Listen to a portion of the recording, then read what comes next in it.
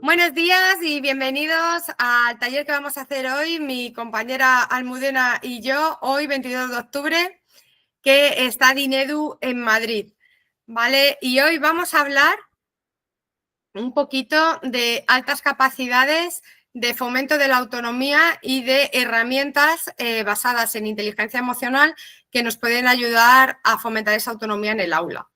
Vamos a hablar también pues, de casos reales y vamos a daros pues, esas herramientas que para nosotros ya sabéis que nos gusta mucho que siempre sea práctico y que os llevéis cositas de aquí que luego podáis aplicar en vuestra experiencia profesional. Comienza Almudena. Hola, buenos días. Soy Almudena Archiga, experta en educación y altas capacidades y profesora de música. Y como dice mi compañera, os voy a hablar sobre todo de la autonomía.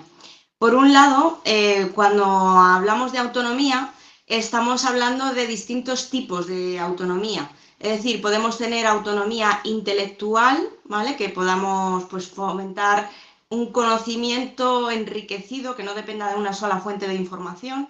También autonomía emocional, esto que se lleva ahora, que lo veréis mucho en redes sociales, de la dependencia emocional o nocivo que es generar esas relaciones de dependencia, ¿no? En las relaciones también con personas o en otro tipo de vínculos, ¿no? Y luego también pues todo tipo de dependencias. Puede ser, por ejemplo, la autonomía también económica o la autonomía física, que estos niños sepan vestirse solos o sepan gestionarse a nivel físico, ¿no? Pero cuando hablamos de autonomía podríamos hacer incluso, como esta teoría de Howard Gardner de las inteligencias múltiples, podríamos hacer casi una teoría extensa sobre distintos tipos de autonomía, ¿no? Y bueno, hay que tener en cuenta que las altas capacidades especialmente necesitan mucha más autonomía que la media de la población, porque precisamente la capacidad está estrechamente ligada con esa independencia, esa necesidad, es una necesidad de autonomía que tienen y nosotros tenemos que fomentarlo, ¿vale? Alba, si quieres pasar la diapositiva, no sé si se te pasan. Pásame dos, yo lo puedo ver, ¿eh? De todas maneras, en otro dispositivo, ¿vale? Voy. Es que hoy no está mi ordenador por la labor, perdonadme. No pasa nada. Si no, no pasa nada Vale, porque yo... ya. Creo que sí, ya se ve, ¿no? Pásame otra, pásame otra. Vale, y entonces en este refuerzo de la autonomía, fijaros si es tan importante ese concepto y le hemos querido dar este espacio, que en la actualidad está habiendo reformas en cambios en la Constitución española, en el artículo 49 de la Constitución española, que hace referencia sobre todo a esta autonomía y fijaros la importancia que tiene, que no es un tema que hayamos elegido al azar, ¿vale? En este artículo 49 no especifica, vamos a decir, la alta capacidad ni mucho menos, todo lo contrario, está haciendo hincapié a personas con discapacidad. Pero fijaros ante esta autonomía que incluso están cambiando conceptos en las leyes con respecto, por ejemplo, a los tratamientos médicos. Se está fomentando que se evite incluso la dependencia a tratamientos médicos, porque se está viendo que se está vulnerando la autonomía de personas.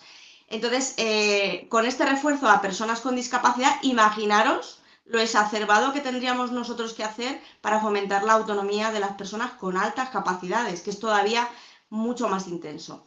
¿En qué repercute la autonomía? Bueno, la autonomía nos repercutiría en la toma de decisiones, es decir, una persona autónoma tiene que ser capaz y que la dejen, ¿vale? Tomar decisiones, porque si no le estaríamos vulnerando la autonomía.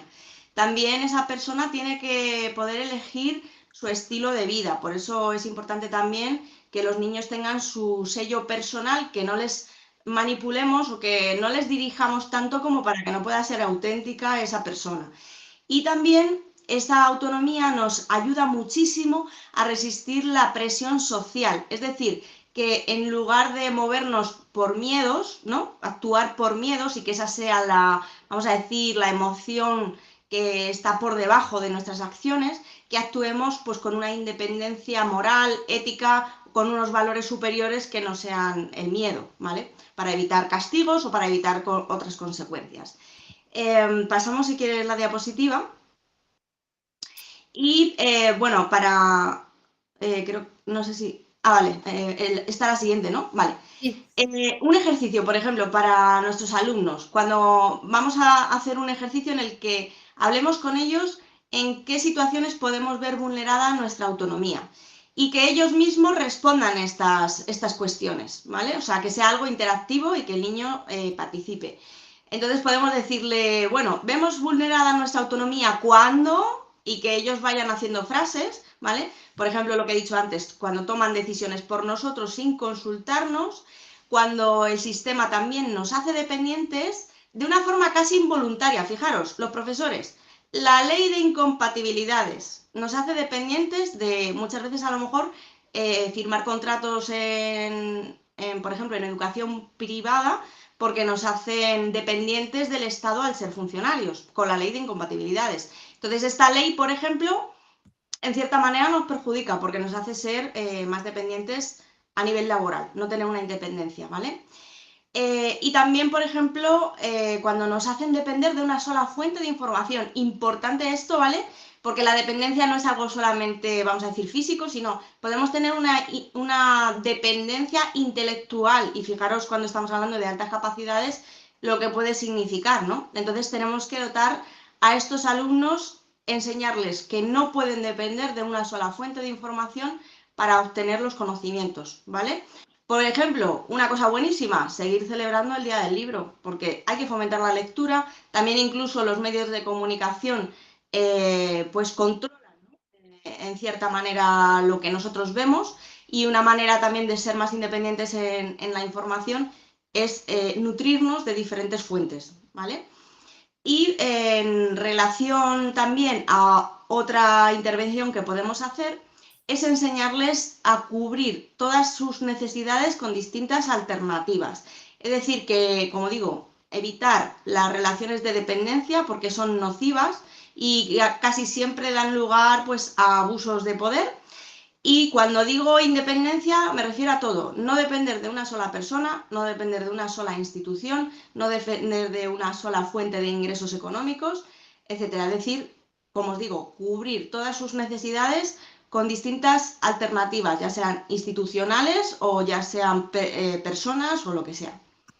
También importante, bueno, yo considero importante evitar la victimización y la indefensión aprendida, porque cuando estamos como víctimas o quejosos, ¿no?, de una situación adversa, muchas veces eso nos lleva a una parálisis y hay que tener enfoques activos de conquista de esa autonomía y de esa libertad, que no caigan tanto en el victimismo, porque si no es como que nos quedamos paralizados, ¿no?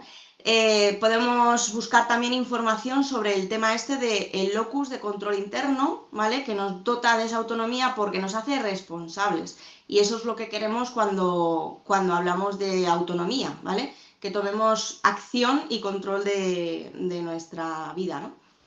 Y por último, creo que había una diapositiva más. Voy. Tenemos muy poquito tiempo siempre, por eso voy así un poco rápido, pero este tema me parece súper importante.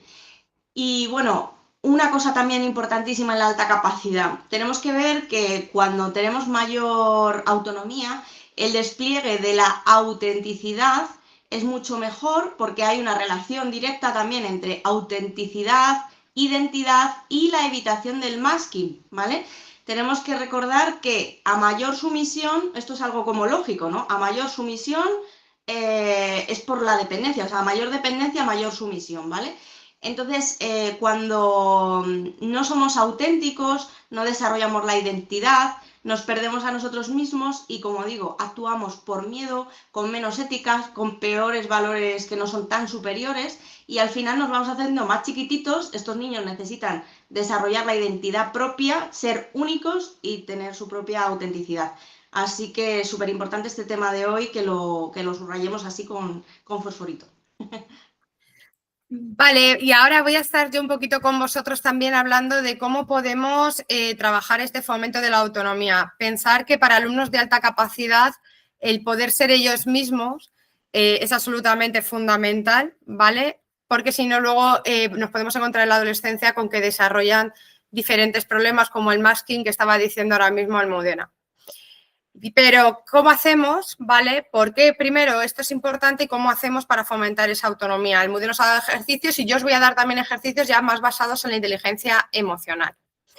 Bueno, lo primero que necesitamos es la base emocional sólida de este alumno, ¿vale? Y lo segundo que necesitamos es un alumno que no tenga miedo a equivocarse, ¿vale? Un alumno inseguro que teme equivocarse o ser juzgado no arriesga, no experimenta y, por tanto, no aprende con autonomía. ¿Qué cosas necesitamos para fomentar, o sea, en qué estado necesitamos que se encuentre nuestro alumno antes de probar las herramientas que os voy a decir al final? Bueno, pues lo primero que necesitamos es que se sienta seguro para poder explorar. Y eso necesitamos que confíe en sí mismo y que se atreva a tomar decisiones, ¿vale? Si le damos esta seguridad emocional, podrá fomentar esa creatividad y esa resolución de problemas. Lo segundo es que no tenga miedo a equivocarse.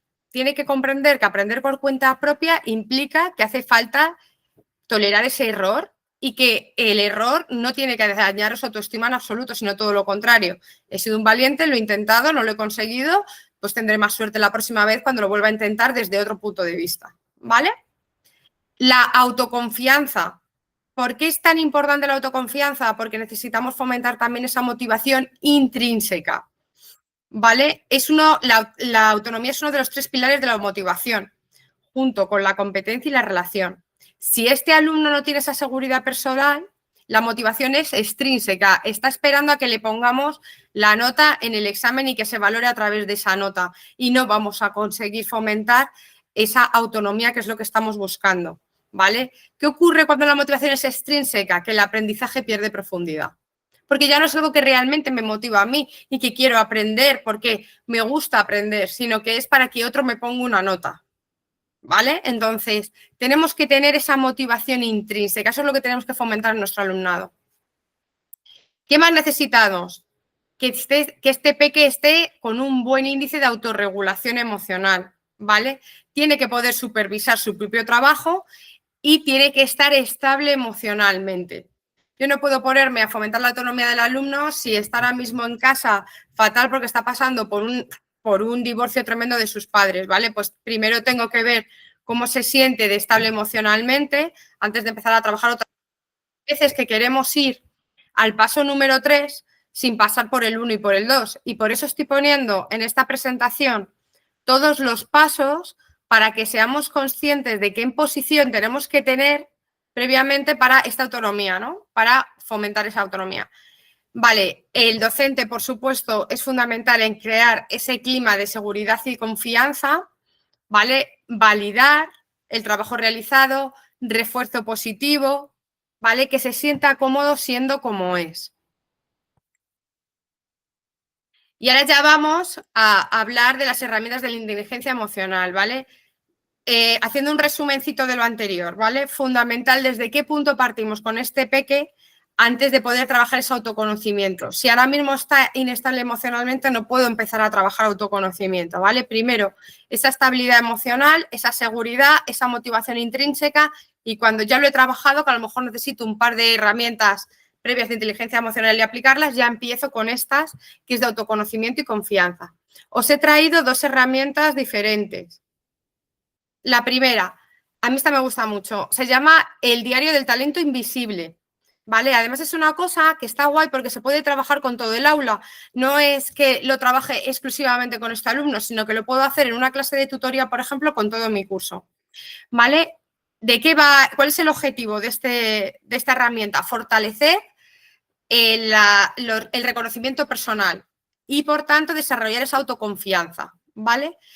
Esto también funciona muy bien, el diario del talento invisible, en cursos que son ya que estamos empezando a entrar en los principios de secundaria, donde es muy importante la opinión de los iguales, ¿vale? Es un ejercicio que hace que toda la clase se dé cuenta de que cada uno tiene sus fortalezas y es una clase de agradecimiento y de validación, que es súper positiva. La manera ideal de hacer esto es en 3 sesiones de 45 minutos, o sea, empezar, por ejemplo, en el grupo de tutoría que tengo los viernes y hacerlo 2 viernes más después, ¿vale? Cada alumno escribe en su cuaderno 3 cosas que le salen bien y 3 cosas que le gustaría mejorar. Y luego, esto es súper importante, la labor del docente, esas cosas se van a compartir, pero siempre hay que evitar las comparaciones, ¿vale? Cada alumno es fuerte en lo que es y ya está, ¿vale? En parejas o tríos, los alumnos, los compañeros, se dan feedback positivos sobre la habilidad o actitud que admiran de su compañero. ¿vale? Y se registran las observaciones en el diario del talento invisible. Lo explico un poquito mejor. Imaginaros, el alumno del que estoy hablando, que se llama Pepe, ha puesto que se le da muy bien hacer esquemas, ¿vale? Y que tiene un talento natural para estructurar y resumir, ¿vale? Eso es lo que él ha puesto. Pero cuando se reúne con el resto de compañeros, dice, yo creo que se me da bien esto. Y los compañeros, el ejercicio es que digan, pues estoy de acuerdo, eso se te da muy bien. Pero es que se te da también genial colorear, por ejemplo, y toda la parte creativa y de dibujo cada vez que tenemos que hacer un trabajo. Y eso es un talento que esa persona, que Pepe, no había tenido en cuenta. Entonces, eso va al diario del talento invisible, ¿vale? Porque que a Pepe se le da muy bien la parte creativa en los trabajos, Pepe no era consciente, ¿vale? Fijaros qué bonito, porque estoy haciendo un diario de talento invisible de todo el aula, de todos mis alumnos. Y luego la idea es que eso yo lo ponga en una pared de la clase y recordemos constantemente esos talentos invisibles que no habíamos visto hasta ese momento, que Pepe no había visto y que está ahí, ¿vale? Entonces, imaginaros, es una manera de siempre tener una fuente de autoconfianza para los alumnos, ¿vale? También cuando se equivocan. ¿Vale? Ay, esperar porque se ha saltado. Aquí, vale. Y os doy la segunda herramienta. Esta es ya más desde un punto de vista individual. Se llama el mapa de mis retos. Y va para fomentar la seguridad personal y trabajar mucho la motivación intrínseca y la toma de decisiones autónomas. Esto se puede hacer también en tutoría en 2 sesiones de 50 minutos. Sí que recomiendo que también sean consecutivas, ¿vale? Y se entrega al alumno el mapa y los alumnos escriben su nombre. Cada alumno hace como su propia isla, ¿vale? Anota los retos personales que tiene, ¿de acuerdo? Y después, en cada isla, cada alumno en su papel tiene que escribir los recursos que tiene para afrontarlo. Pues imaginaros, tengo que hacer un esquema de tal cosa y mis recursos son que puedo utilizar pues tal libro de texto, tal cosa, tal, para resumir esto que hemos visto en clase, ¿no? Y es una de mis cualidades, ¿vale? O sea, yo ya he dicho que una de mis cualidades es hacer los esquemas y tal, ¿vale? Entonces, pongo todas las habilidades que tengo. Y luego hacemos una isla error. Al lado de la isla como propuesta hacemos una isla error. En esa isla pongo, para hacer ese esquema, los errores que he cometido, ¿vale? ¿Qué se me ha dado mal? Pues no tuve en cuenta la opinión de mis compañeros y entonces el esquema que yo hice del trabajo en grupo que hicimos no me salió bien porque me faltó tener en cuenta información. Por ejemplo, eso podría ser una isla error. ¿Qué he aprendido de la isla error? Que tengo que tener en cuenta la opinión de mis compañeros cuando estoy resumiendo un trabajo grupal, ¿vale? Y luego esas islas se ponen en común en todo el mapa y se van diciendo en alto. Y cada grupo aplaude el testimonio y se aplaude en la isla error, ¿vale? En la isla error, cuando el compañero dice en que se ha equivocado y que se podía haber hecho mejor, ahí se aplaude, ¿vale? ¿Qué ocurre? Que nos damos cuenta que al final se acaba haciendo como una ruta entre las islas y sería imposible llegar al destino final del mapa si no hubiéramos pasado por las islas error, ¿vale? El objetivo es que sean conscientes de cómo equivocarse forma parte del proceso del aprendizaje, cómo es bueno equivocarse, ¿vale? Y es una manera también de fomentar, por supuesto, esa autonomía, que es lo que estamos hablando en la clase de hoy. Bueno, pues con eso más o menos hemos hablado. Evidentemente, muchas cosas que hemos dicho se pueden usar para alumnos de altas capacidades y para alumnos que no, se pueden hacer para todo el aula, pero sí que es verdad que quizá Almudena y yo pensamos que el fomento de la autonomía es especialmente importante en los alumnos de alta capacidad, ¿vale? Porque si no, luego podemos desarrollar otro tipo de problemas. Entonces, nos encontramos a veces en los perfiles de alta capacidad, pues el famoso perfeccionismo extremo, que no tiene en cuenta este error, o el intentar adaptarse a un entorno social como sea, aun renunciando a sí mismos, que luego tiene consecuencias.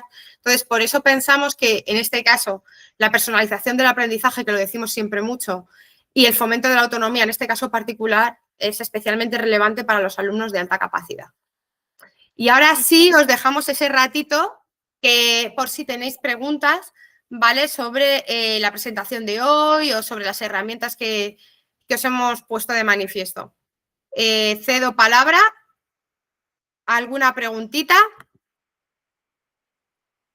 Yo quería animaros a leer la teoría de Dabrowski, que la desintegración positiva de esta teoría y demás habla mucho del factor autónomo también de las altas capacidades. O sea, en esa teoría está completamente siempre hablando de la autonomía y de este factor autónomo. ¿Alguna preguntita, Verónica, Elena? ¿No? Bueno, lo hemos explicado muy bien. Las sobrecitabilidades de Dabrowski, Almudena y yo ya sabéis que nos reunimos aquí en Dinedu en online una vez al mes y ya hemos hablado.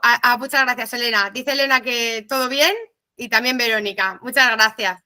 Bueno, sabéis que tenemos siempre una charla online. Están disponibles en el canal de YouTube de Educade. Sobre excitabilidades de Dabrowski ya tratamos en una sesión anterior, que también la podéis ver por ahí. Y ahí, si no recuerdo mal, Almudena, les dejamos también el enlace. ¿Vale? A veces os dejamos códigos QR, enlaces, cosas que pensamos que son valiosas para que sigáis aprendiendo. El resto de ponencias de Dinedu las tenéis ahí en ese canal a vuestra disposición. Y si queréis incluso que os mandemos un listado completo, nos mandáis correo a info@educade.es y os facilitamos directamente un Excel para que tengáis los enlaces con las temáticas que os resulten más interesantes, pues trabajarlas. Muchas gracias a ti también, Sayoya. Y bueno, pues nos vemos el próximo mes, nos vemos ya en noviembre en la siguiente sesión de Dunedu. Hasta pronto. Hasta luego.